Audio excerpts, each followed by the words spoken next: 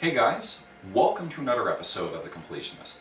I'm back for the winter season, guys, and first and foremost, I just want to offer my sincerest apologies that, it's taken me this long to get a video out. Even though, I've been home since December the 22nd, things have been incredibly busy in my life, especially for the first couple of weeks I was home. But for the first little bit of my winter vacation, I really wanted to spend some quality time with my wife, and I spent a great deal of time, seeing some friends and family that I haven't seen in a very long time. And I think more importantly, I just wanted to take some time out for myself, to do a few things and to really enjoy the relaxation time. And one of the ways I've been doing that is I've been sinking my teeth into a really long game, which is Grandia for the PS1. But that's been a really enjoyable experience. But I finally got some free time right now, so I hope to get a few videos made during the rest of my winter holiday. So the first video that I wanted to make for 2019, guys, is a completionist point of view. And the topic that I wanted to look at is something that I take very seriously in my personal life, and that is gaming and relationships. Now, the reason why I wanted to take on this topic was mostly because of a video that I seen in early December, and the video in question was the whole domestic abuse Fortnite situation. It's the video where a guy who was on a live stream playing Fortnite, you could actually hear him, slap his wife or girlfriend, when she was trying to stop him, from playing the game. And even though, it's understandable why the situation blew up as it did, but by the sounds of it, it sounded like it was an incredibly toxic relationship, on both sides. But I can't stand guys, who actually who hit women, and it was probably one of the most heartbreaking and disturbing videos I've seen in the gaming world. And even though I don't want to talk about that video specifically because the situation happened 2 months ago, people have already had their say on it. I wanted to provide my insight about being a gamer, but also being in a relationship. And it might eventually evolve into, being a gamer, but also being a parent. But when it comes to being a parent, that's something I'll never be able to experience in my life anyway, because my wife and I have made a conscious decision that, that we won't be having kids at all. But I take my marriage very seriously. I've been with my wife for almost 15 years, and it was only last year that, we celebrated our 10-year wedding anniversary. And I think one of the things that, that makes my marriage incredibly strong is that I know how to balance, my hobbies with my responsibilities as a provider and my responsibilities, trying to be a good husband. I have a very firm belief in my life that I believe that the greatest accomplishment that any gamer could ever hope to achieve is finding the perfect balance between their gaming life and their real life responsibilities, especially being a respectful partner and being a great parent. And I think if you can find that perfect balance, between your video games and your other responsibilities, then I think an accomplishment like that is worth its weight in gold. I think it's far more important than, than having a gaming world record, or even owning the rarest video game in your collection, or even having 1 million subscribers. But if you know how to balance your gaming life with your real life responsibilities, then that is something to be incredibly proud of. So with this video, guys, I just wanted to share my personal experience, how I balance my gaming life, with my marriage. But one thing I want to make perfectly clear, guys, is, I shouldn't be giving dating advice or, marriage advice. And the reason why I say that is simply because, I haven't had that much of an opportunity, to date a lot of people. I feel very fortunate that, I found true love on the second try, because I've only ever had one other serious relationship, and that relationship only lasted for 11 months, and I was 21 when I got with my first girlfriend. And I may not have found love right on the first try, but I damn well made sure that I found it right on the second try. And I feel very grateful that, I found the love of my life when I was 24 years old.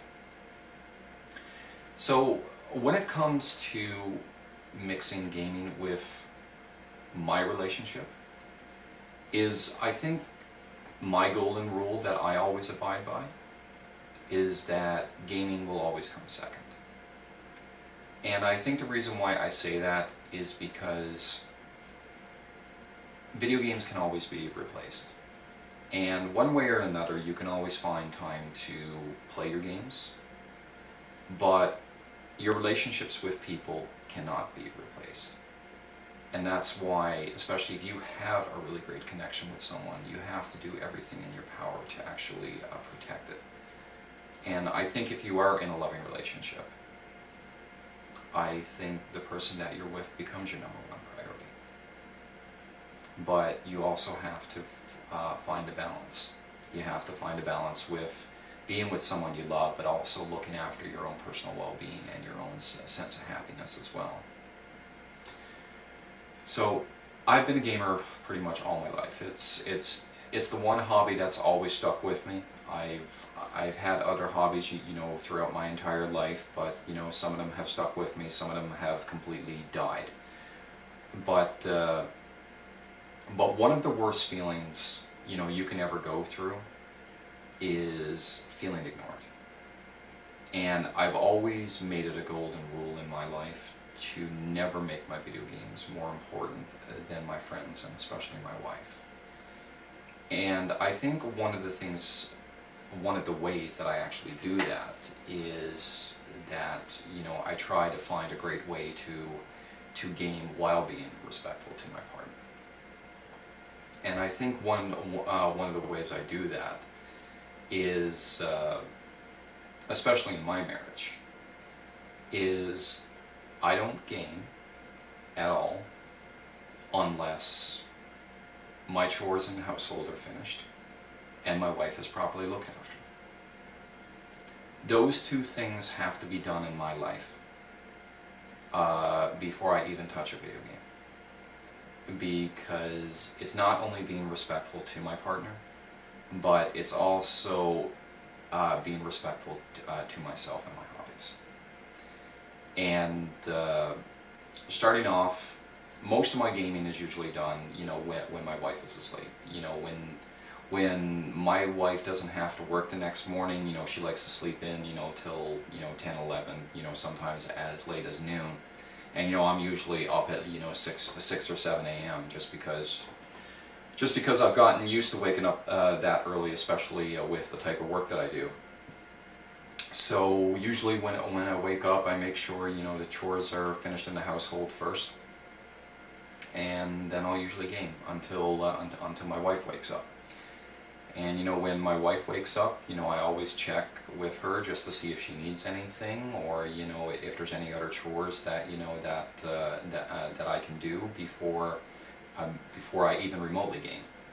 And I think one of the things that I do, and I know it sounds probably insane to even do this, but I think it's being really respectful. But if all my chores are done and I've done everything that that my wife needs me to do, to help contribute to the household, I always ask for permission, to game, because it's not like I would think that she controls me, because she doesn't.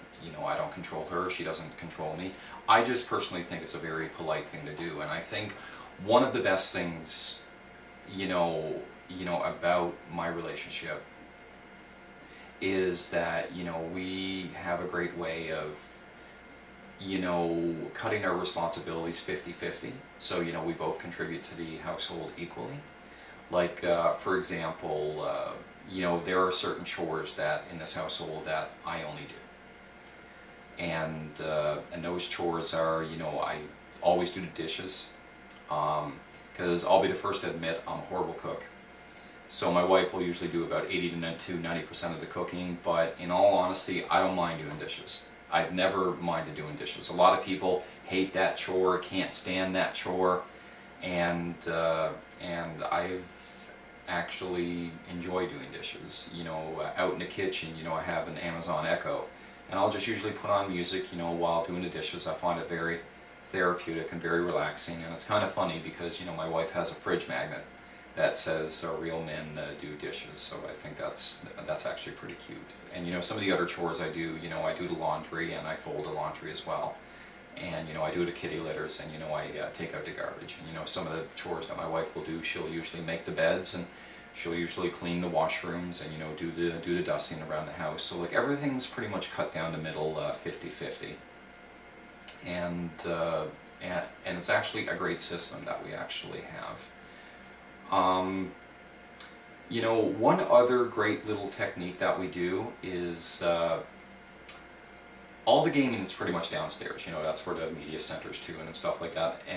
And you know, my wife will usually spend a lot of her time upstairs, you know, especially in this computer room, you know, to make her videos, and you know, she'll usually watch a lot of political documentaries and stuff like that. But instead of, you know, yelling downstairs, you know, when she needs me, one great little system we actually have worked out is one thing that we actually bought for the household are these actual little walkie-talkies.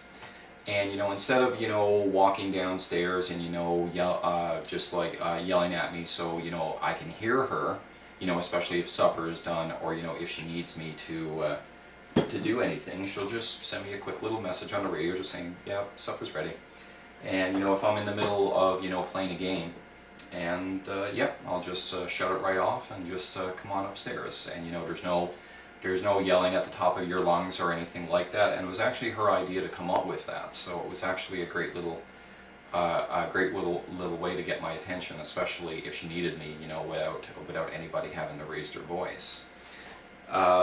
Because that's just the thing. It's like I said before, you know, one of the worst feelings in the world is, you know, feeling ignored. And it's just, and the moment that my wife needs me to do something, I shut the game off. And I try to do whatever she needs me to do. And when it comes to gaming, it's just there are times that, you know, we need to be by ourselves, you know, when it comes to doing our hobbies. It's like I said, my wife likes to watch a lot of political documentaries. She likes to read. You know, she likes to knit, or you know, make homemade plushies and that kind of thing. And it's usually those times that, you know, I can usually game as well. You know, and the other time is, you know, when she's usually sleeping. But at least that way, the way I do it is that, you know, I get to enjoy my hobbies, but I also get to respect her personal space as well as she gets to respect my personal space. Because one of the biggest things, you know, I want people to take out of a video like this is, even though I've only been in 2 serious relationships my entire life, no relationship is ever 100% perfect. You know, it's, you know, a lot of people like to promote the fact that, you know, they're so happy, they're in such a perfect relationship, but I don't believe any relationship is perfect. You know, I always have another belief that, you know, I think the 2 strongest aspects of any loving relationship, you know, is respect and understanding. Because I think what destroys most relationships is, I think, when one partner becomes more selfish than the other, or when both partners are too selfish. And I think that's can self-destruct right in your face. And I think it's what can contribute to a lot of relationships ending. Because, you know, even if you're in a serious relationship, you know, not every day is going to be a good day. And it's just that, you know, you will debate, you will argue, but, you know, you have to find, like, the right way to go about it, you know, while being respectful to your partner.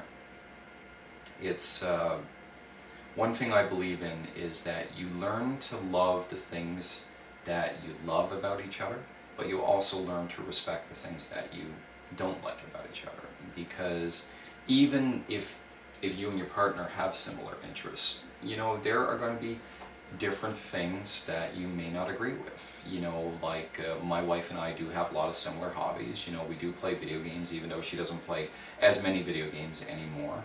And you know, we like anime and that kind of thing, but you know, we also have some stark differences as well. You know, I love horror movies, my wife hates horror movies, my wife likes musical theater, I don't like musical theater. I like trance music, house music, dance music. My wife's not a big fan of that kind of music, and my wife likes a lot of, you know, musical theater and metal and that kind of thing, and generally, you know, I'm not a big fan of that music either.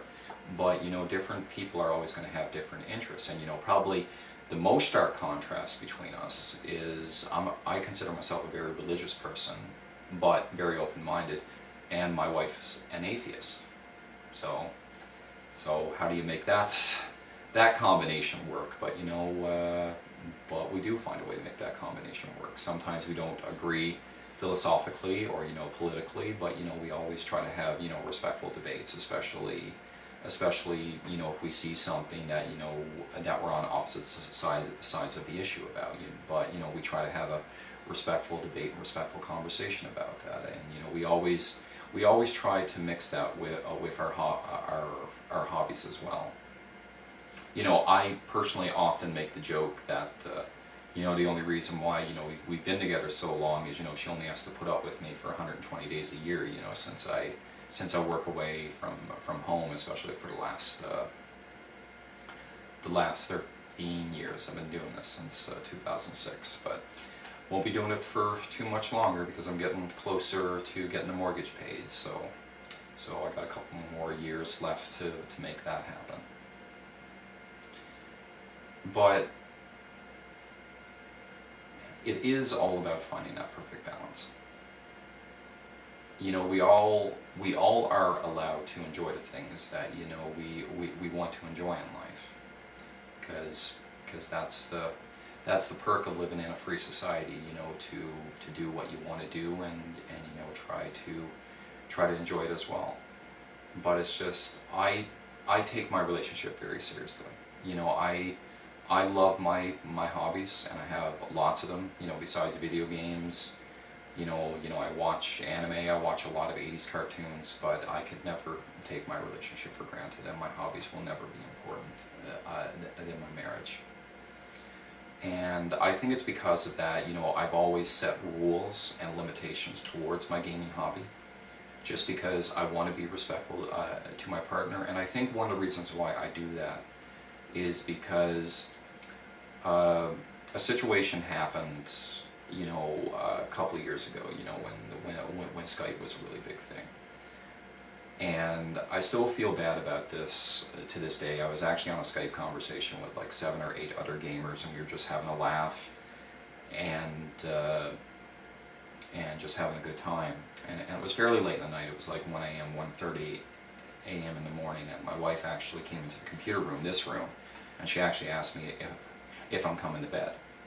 And I told her, no, you know, I'm actually on this, you know, Skype call, and, you know, we're having a great time. And then the next morning, you know, she woke up in a very sad mood and said, you know, I wanted you, you know, to pay attention to me and that kind of thing. And I felt really horrible about it, because I didn't realize what I had done. And ever since then, I always try my best to always be there for her whenever she needs me. Because, as like I said before, guys, there's no worse feeling in the world than you know, than feeling ignored. And I could never put my hobbies past the person I love. But I think it's because of that, and it is because of finding the perfect balance between my gaming life and my real life responsibilities. Is one of the reasons why, you know, I set a few limitations to myself. It's just that, you know, I will never skip work to play a video game. Never. I've never done it.